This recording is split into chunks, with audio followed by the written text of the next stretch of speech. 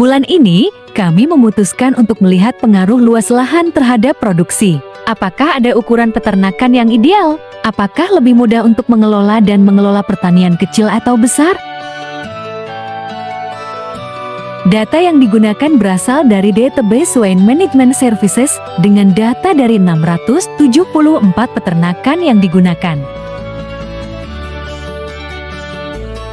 Peternakan harus memiliki 22 plus babi yang disapi per betina yang dikawinkan per tahun, dan saat ini selama 52 minggu terakhir.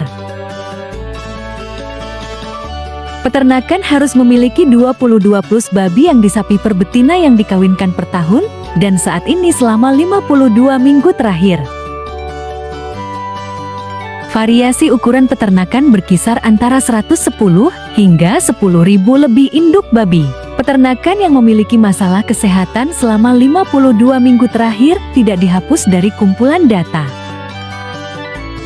Ada 299 peternakan di bawah 1.000 babi, 44,4%.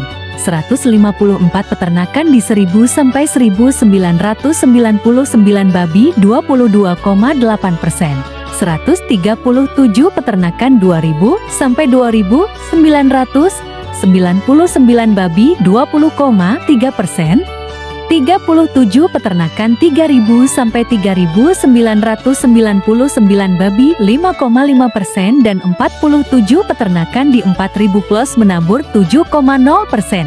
Rata-rata babi yang disapi per betina kawin per tahun untuk 674 peternakan adal. Dengan kisaran 22,01 sampai 34,05 ekor babi.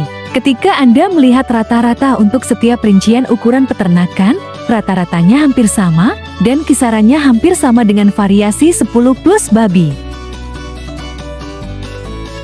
Departemen Pertanian ASEAN kontroversial yang diumumkan pada 17 September menghapus kecepatan jalur maksimum di pabrik pengolahan daging babi dan mengalihkan tanggung jawab inspeksi tertentu kepada pekerja pabrik. Di bawah aturan, yang dijadwalkan mulai berlaku 60 hari setelah publikasi di Federal Register. Layanan Keamanan dan Inspeksi Makanan USD akan membentuk sistem pemeriksaan pembantaian babi baru opsional yang mencabut kecepatan jalur maksimum saat ini sebesar 1.106 babi per jam di pabrik pemrosesan yang berpartisipasi. Selain itu, aturan baru akan mengharuskan semua perusahaan untuk membuat rencana pembalut sanitasi tertulis dan mengembangkan kontrol proses untuk patogen usus yang dapat memicu penyakit bawaan makanan. USD akan mempertahankan biaya penuh atas inspeksi bangkai dan pemeriksaan pra-pemotongan hewan sambil mempertahankan kemampuan untuk memperlambat atau menghentikan jalur pemrosesan sesuai kebutuhan. Menteri Pertanian Sonny Perdue mengklaim aturan itu akan membantu memodernisasi proses produksi. Perubahan peraturan ini memungkinkan kami untuk memastikan keamanan pangan sambil menghilangkan aturan yang sudah ketinggalan zaman dan memungkinkan perusahaan untuk berinovasi, kata Perdue dalam siaran pers 17 September. Aturan terakhir adalah puncak dari proses pembuatan aturan berbasis sains dan data yang dibangun di atas peningkatan keamanan pangan yang dibuat pada tahun 1997. Ketika USDA memperkenalkan sistem kontrol pencegahan untuk industri. Dengan aturan ini, FSIS akhirnya akan memulai implementasi penuh dari program tersebut di peternakan babi. Pengumuman USDA muncul di tengah kekhawatiran yang sedang berlangsung mengenai pekerja dan keamanan pangan yang diangkat oleh kelompok advokasi serta anggota parlemen. Pada bulan Juni, beberapa media memperoleh surat yang mengonfirmasi niat kantor Inspektur Jenderal USDA untuk menyelidiki efektivitas dan integritas prosedur yang digunakan USDA untuk mengembangkan dan memajukan aturan yang diusulkan. Diterbitkan 1 Februari tahun 2018 untuk menghilangkan kecepatan garis maksimum pada daging babi. Pabrik pengolahan menanggapi kekhawatiran yang diajukan oleh Senator Dick Durbin-Bill. Surat dari Inspektur Jenderal SDA Vilesvong tertanggal 21 Juni dan ditujukan kepada Dapin dan 15 rekan anggota Kongres menguraikan tujuan yang dimaksudkan OIB untuk menentukan apakah FSES memenuhi persyaratan transparansi publik di bawah Perintah Eksekutif 13.563.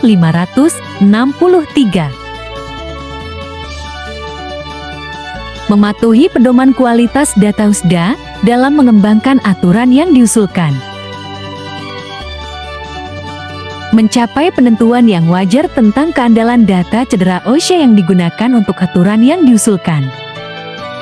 Berkonsultasi dengan OSHA dan NIOSH tentang dampak peraturan yang diusulkan terhadap keselamatan dan kesehatan kerja. Membuat informasi tentang analisis awal tentang keselamatan pekerja dapat diakses dengan jelas oleh publik selama periode komentar. Dalam siaran pers 17 September, Sir Sorcher, Wakil Direktur Urusan Regulasi di Kelompok Pengawasan for Science in the Public Interest, mendesak Kongres untuk memblokir implementasi aturan akhir sampai penyelidikan itu selesai dan badan tersebut telah mengidentifikasi langkah-langkah yang memadai untuk mencegah aturan tersebut berdampak negatif terhadap keamanan pangan, kesehatan pekerja, dan kesejahteraan hewan. Bereaksi terhadap penyelesaian kantor manajemen dan anggaran Gedung Putih dari tinjauan aturan terakhir pada 13 September. Debbie Berkowitz, Direktur Program Kesehatan dan Keselamatan Tempat Kerja di Proyek Hukum Ketenagakerjaan Nasional, mentweet pada hari berikutnya bahwa daging besar menang. Gedung Putih baru saja menghapus aturan radikal USDA yang memprivatisasi inspeksi keamanan pangan dan memungkinkan peningkatan berbahaya dalam kecepatan jalur pabrik rumah jagal melukai pekerja. Tulis Berkowitz, yang organisasinya juga mempertanyakan validitas analisis USDA, menakjubkan bahwa OMB menghapus aturan ketika ada penyelidikan Inspektur Jenderal yang sedang berlangsung. Bulan ini, sebuah studi dari Human Rights Watch mengutip data OSHA yang menunjukkan bahwa seorang pekerja di industri daging dan unggas kehilangan bagian tubuh atau dikirim ke rumah sakit untuk perawatan rawat inap setiap hari antara 2015 dan ke 2018. HRW mewawancarai 49 pekerja saat ini dan mantan pekerja di pabrik pengolahan daging dan unggas untuk penelitian ini. Ignacio Davalas, seorang pekerja di pabrik pengolahan daging babi di Kreta, mengatakan kecepatan jalur yang lebih cepat hanya akan meningkatkan permintaan selama pekerjaan berbahaya. Kami sudah beralih dari garis kelelahan ke garis rasa sakit, kata Davalas kepada HRW. Ketika kita mati dan dikubur, tulang kita akan terus sakit.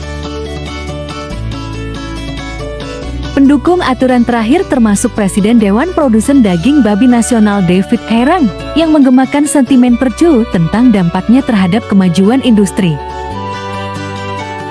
Kami memuji USDA karena memperkenalkan sistem inspeksi baru yang mendorong investasi dalam teknologi baru sambil memastikan pasokan daging babi Amerika yang sehat dan aman, kata Herang dalam siaran pers 17 September. Sistem produksi daging babi AS membuat iri dunia karena kami terus mengadopsi praktik dan teknologi baru. Kualitas dan konsistensi. Sistem inspeksi baru ini mengkodifikasikan kemajuan yang telah kami buat menjadi undang-undang yang mencerminkan industri abad ke-21. Dari mesin canggih ini mampu menghasilkan produk olahan daging babi berkualitas tinggi.